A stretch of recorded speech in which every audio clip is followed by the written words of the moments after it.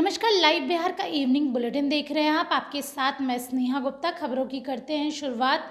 कल देर रात लालू प्रसाद यादव और बिहार के नेता प्रतिपक्ष तेजस्वी यादव ने हिना साहब और ओसामा से मुलाकात की है।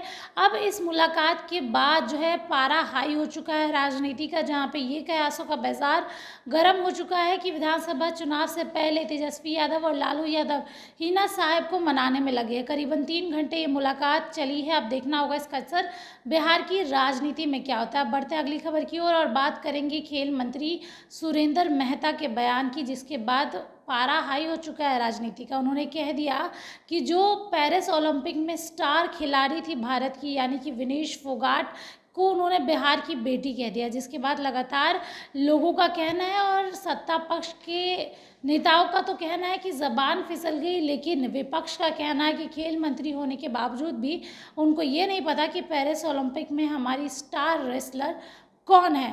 अब बढ़ते हैं अगली खबर की ओर और बात करेंगे हम किस तरीके से सड़क दुर्घटना में लोगों को जागरूक किया जा रहा है। आपको बता दें कि परिवहन मंत्री शीला ने अभी एक प्रेस कॉन्फ्रेंस किया था, जिस दौरान उन्होंने ये बताया कि लोगों का सहयोग अब उनको मिल रहा है। आपको बता दें कि एक समय था जब घायल लोगों की मदद करने से लोग बचते थे। हालांकि बिहार सरकार ने पहल की और अगर आप मदद करेंगे तो 10,000 रुपये आपको दिए जाएंगे।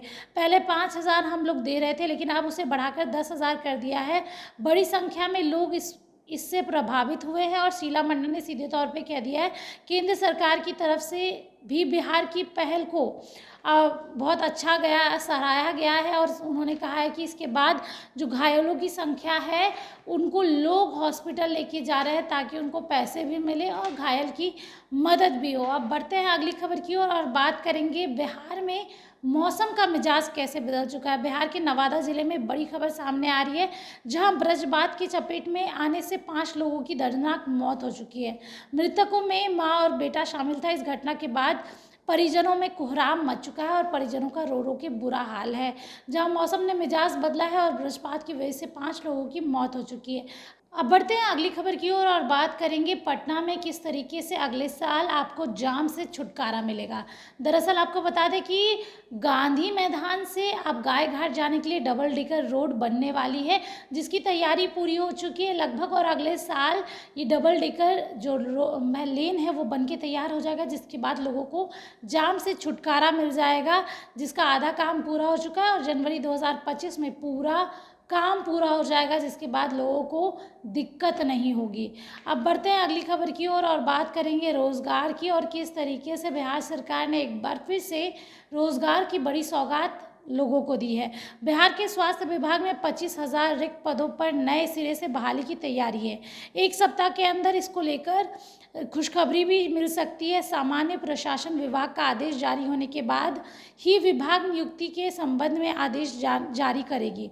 स्वास्थ्य विभाग में जून माह में प्रारंभ में 45,000 रिक्त पदों को लेकर बहाली होनी थी। अब जल्दी से जल्दी इसकी बहाली होगी, जिसकी घोषणा हो चुकी है। अब बढ़ते हैं अगली खबर की ओर और बात करेंगे बिहार में मौसम के मिजाज को लेकर। लगातार बिहार में मौसम का मिजाज बदला हुआ है और झमाझम बारिश हो रही है।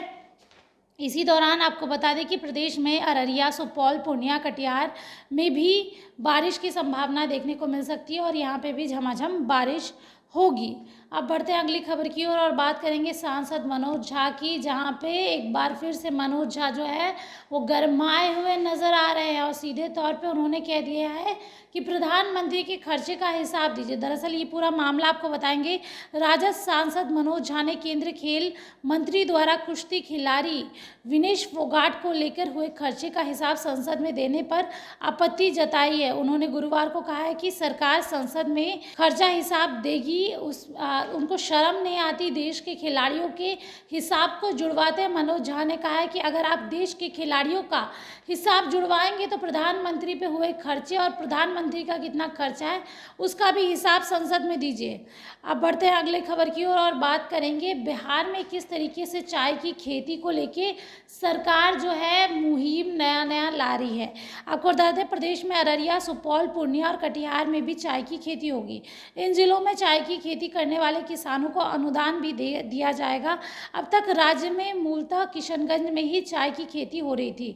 किशनगंज के आसपास के ज़िलों में भी चाय की खेती के लिए अनुदान पाया गया है। कृषि विभाग ने इन चारों ज़िलों में चाय की खेती का विस्तार करने की योजना तैयार की है। चाय किसानों की न्यूनतम 0.1 हेक्टेयर और अधिकतम 4 हेक्टेयर के लिए किसानों को अनुदान मिलेगा। अब बढ़ते हैं अगली खबर की ओर और बात करेंगे हम एसबीआई में जॉब के लिए वैकेंसी आ चुकी है, जहां पे युवा जो बैंक में काम करना चाहते हैं उनके लिए बड़ी खुशखबरी है। स्टेट बैंक ऑफ इंडिया में स्पेशल एसओ के 1040 पदों पर भर्ती चल रही है, जिसमें शामिल होने के लिए आप फॉर्म भर सकते हैं। 8 अगस्त 2024 तक लास्ट डेट है। ऐसे में जो अभ्यर्थी अभी तक फॉर्म नहीं भरे हैं उनके लिए बड़ी खबर है। आज का दिन आपके लिए बहुत महत्वपूर्ण है। जल्दी से जल्दी आवेदन कर दीजिए ताकि आपको भी स्टेट बैंक ऑफ इंडिया में नौकरी लग जाए। तो दिन भर की ये 10 प्रमुख खबरें थी। आप बने रहिए हमारे साथ। तब तक के लिए बहुत बहुत शुक्रिया।